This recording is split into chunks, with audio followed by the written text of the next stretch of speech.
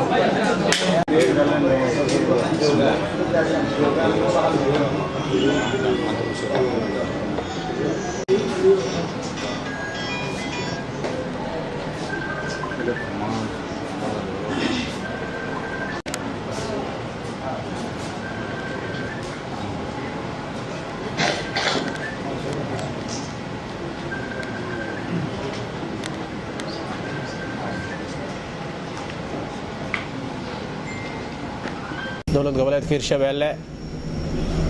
xildhibaanada golaha shacabka xildhibaanada aqalka sare ee dowladda federaalka xildhibaanada dowlad goboleedka Hirshabeelle golaha wasiirada dowlad goboleedka Hirshabeelle iyo golaha wasiirada dowladda federaalka iyo guud ahaan mas'uuliyiinta halkan ku sugan waxaan idinku salaamta salaamka assalaamu calaykum wa rahmatullaahi wa barakaatuh mudane madaxweyne soo dhawow waa ugu mahadcelinayaa guud ahaan inta ka soo qayb gashay soo dhawaanteeda waxaan leeyahay waa mahadsantihiin mudane madaxweyne soo dhawow waa mahadsantahay raxiim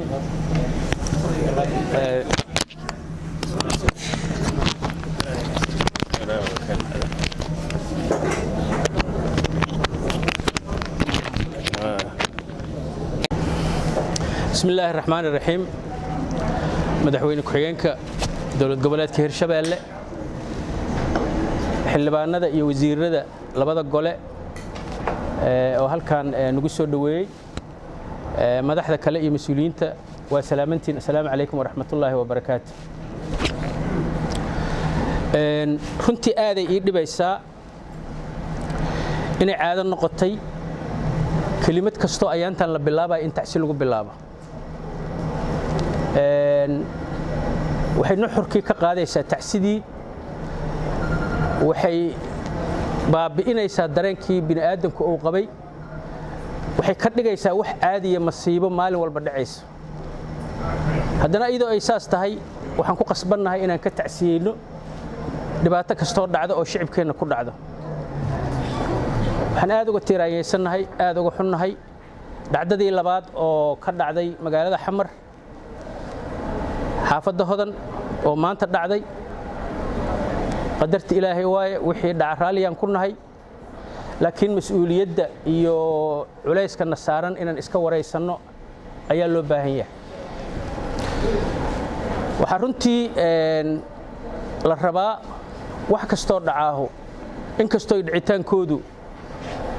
sidan u sheegay ay qadarta yihiin haddana sababaha ay ku dhaceen in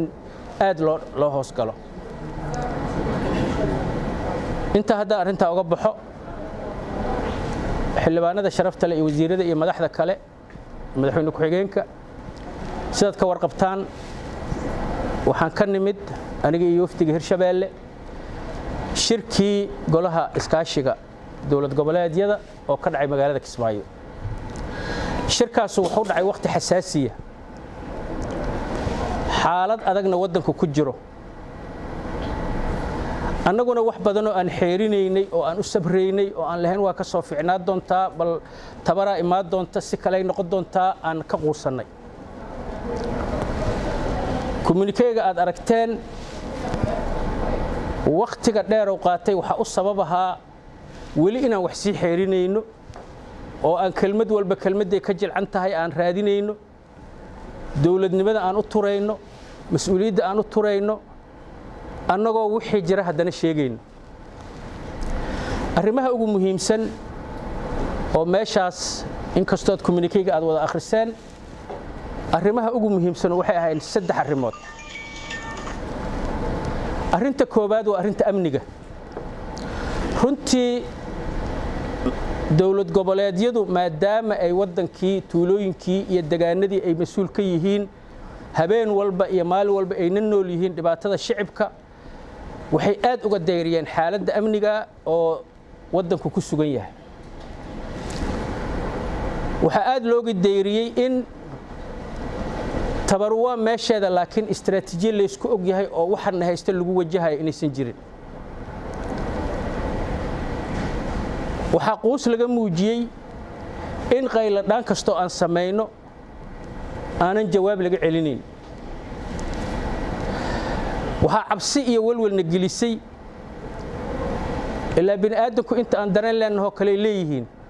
waxa wadanka ka dhacana waa u jeedaan war qorshe adig ku aadan ogeynoo kale leedii sheegeen ama waba jiraaba sababta oo ah dhibka yaalo loo jeedo oo laga qayliyay oo hoos looga qayliyay waa markii shanaad oo ay dawlad goboleedyada iyo mataqaanaa National Security Council-kii la iskugu imaaday annaga Hirshabeelle haddaan nahay culayska amniyoona haysto waxaan rabnay inaan khudaarteena iyo ukunteena iyo caanaheena intaan ka keenno Jowhar iyo Balcad iyo Mahada iyo Warsheeq inta ugu dhow in xamar aan mataqaanaa aan maxuu ahay aan uga ganacsano waa ogsoontiin waad ka warqabtiin sanad ka hor jidka Jowhar waa furnaa ayadoo jidkaas noo furan yahay oo xaaladdu ay fiican tahay weerar annagoo nala kala tashan ciidamadeena aanan involved looga dhigin ayaa gugii waxaa lagu qaaday tuulooyin hoos yimaada Balcad waa ka qaylinay waad ka warqabtaan waa on record waxaan nidhi war dagaalkan aan ka tashanno war intee wax ku wadiin warna fahamsiiya waxaana loogu fasiray waxaa la yidhi dagaalka shabaabka in lala dagaalamo ayaa diidantiin dagaalkaas waxaa ka dhashay Balcad dawladda hubaa looga qabsaday baabuuraa looga qabsaday fariisimo muxuu ahaay cusub oo shabaabka oo na lahayn furuntii meeshaas laga aas-aasay ku soo gambadan ku yimideen meesha leedahay Basra beerta Ali Mahdi waa taqaanaan shabaabku waa soo degay ayadoo dadka jooga ay mataqaanaa aysan boqol gaareen oo aan anagu mataqaanaa la tacaalayno ayaan dawladda u sheegno in war meeshan culays xoog laha ka soo socda culayska waa sii batay anaga waana lagu dambeelay waxaan riwaayaha anaga maba dan naga malihidino waa u jeednaahe culays xamar ay ku tahay meeshan webigu markaas waa qalalnaa waa laga soo gudbaayay waa la soconay waa u soo gudbinay waa u sheegnay war xamara lagu soo qulquloohaya war waa leedii soo socdaa war arinta wax laga qabto waa la iska dhagatira waxaan soo gudbinay barnaamij annagu aan aaminsanahay xamar inaan laga difaaci karin xamar dhexdeeda in laga difaaco shabeellada dhexe iyo shabeellada hoose waxaan soo gudbinay naqshad in Afgooye iyo Balcad ilaa Warsheeq xayndaabkaas la xiro magaalada waxaan la qaybsanay AMISOM qaybta siyaasadda iyo qaybta militariga aad ay u soo dhaweyn waana ku qanceen waxay yiraahdeen kaliya waxaan u baahannahay dawladda nala howl gasho oo ciidamada dawladda oo nala falgala bisaan u baahannahay laakiin waa qorshe wanaagsan sidaad u jeedin arintaas ma aysan dhicin barnaamijkii kala guurka oo la rabo in AMISOM muxuu ahay laga la wareego meeshaas uu niyad jab anaga xageena oo uga dhacay waxaan noo xigtay ayadoo laga tashan oo nala fahamsiin haddana in laga soo guuray stadiumka ka soo guuridiisu waxa laga yaabaa idinka inaa u haystaan xamar oo ku yaalahay maxaa idinka qusay haddii taangi uu meel ku jiro oo tubo biyo ay buuxsamaan taangigu marka dambe waa soo burqadaa shabaabka xamas ku soo daldalmay ku soo dal xamar markuu ka buuxsamay anagoo gadaal noogu soo noqday magaalada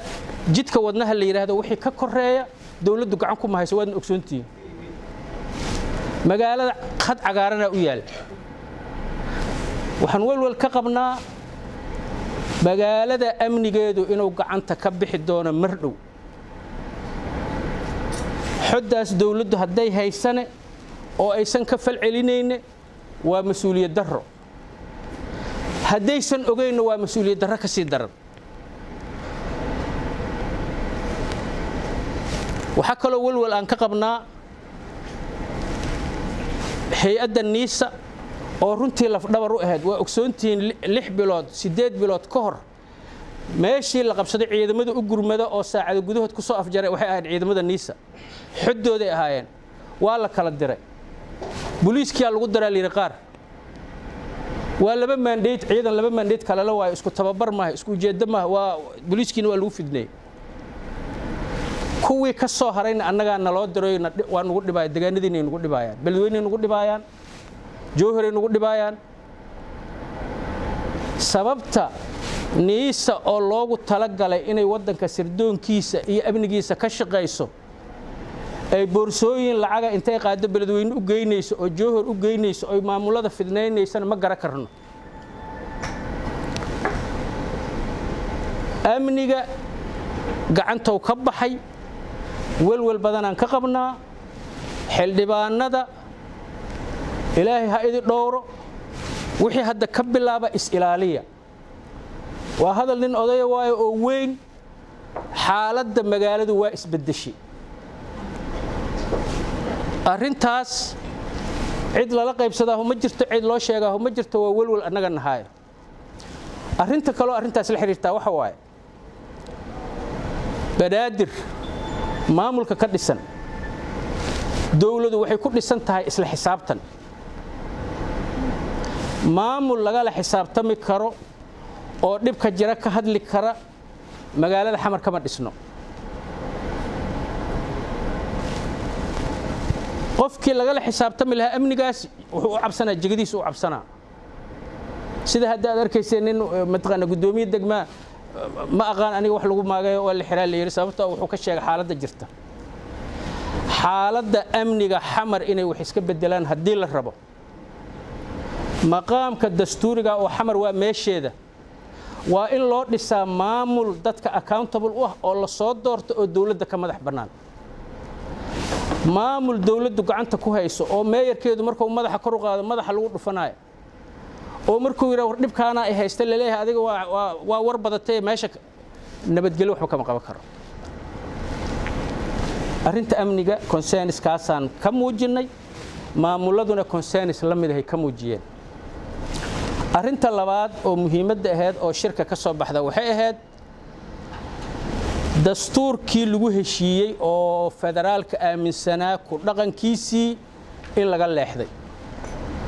dawladdu ay u dhaqmayso sidii dawlad mataqaana unitary ah centerku wax walba xukumo muxuu ahaa ii sheeg waxay doonto ay sameynayso dastuurkiisi aan loo jeedinaa shaqo looga hayaa oo cid laga la tashana aysan jirin waxaan cabsi ka qabnaa si tartiiba xuquuqihii muwaadinka in tartiib meesha looga saarayo xurriyatul qowlka in qofku uu wuxuu raba sheego oo dawladda yiraahdo dhibkaanan qabaa waxay ku taalaa dastuurka annaga hadda miidii inta aan ku ballansana aawe soo banaanka lagu micilin been miyaa sheegaa soo lama bixin hadda xurriyatul qowlka dastuurku qoraayo la sheegaayo oo dastuurka ku taal aawe dastuurkii hawsha laga wadana dawlad goboleedyadu aaday mataqaana ay walwal uga muujiyeen qodobkaas qodobka labaad waay qodobka saddexaad waxa waaye barnaamijka doorashooyinka dawladdu waxay wadaa barnaamij ay doorashada 2020ka ayadu isteerinka u hayso sharciyadeedii la qorowhaya makiinadihii lagu codeynaya la keenay registration mataqaana roleskiya la diyaariyo haya waxa la rabaa Soomaaliya oo dhan wax la dhaho single constituency laga soo hal constituency waay ujeedada laga leeyahay waa in xamar la iskugu keeno ama meel kale la iskugu keeno qof walba qofkii lagu bedeli lahaana la diyaarsado annagu wadanka talaan ku leenahay ka yeeli mayno absolutely ka yeeli mayno xildhibaanada dadkooda soo doorta deegaanadooda laga soo doorta waa inuu qofku tuulada tago Soomaha waa inuu ceel baraf tago waa inuu muqkuri tago waa inuu farlibaax tago waa inuu ceel cali tago waa inuu buqda tago waa inuu ruunirgo tago dadka u soo sheego waxa oo mataqaanaa dawladnimada uu qaban doono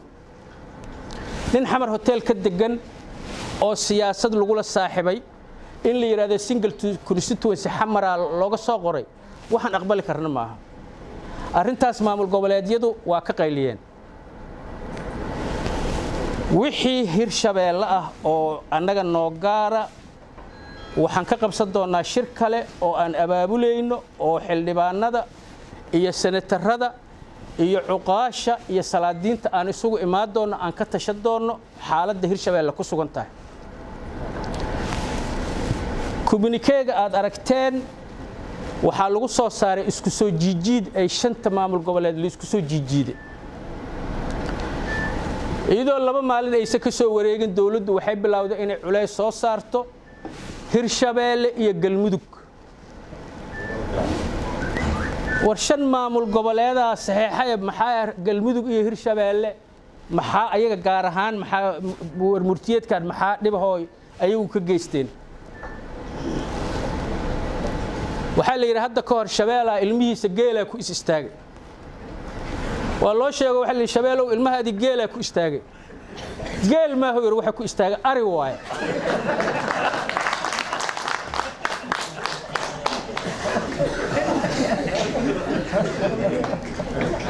haddii Hirshabeelle iyo Galmudug ari degan yahay waa la arki doonaa dawladdu faragelinta naga deeyo waa mahadsantiin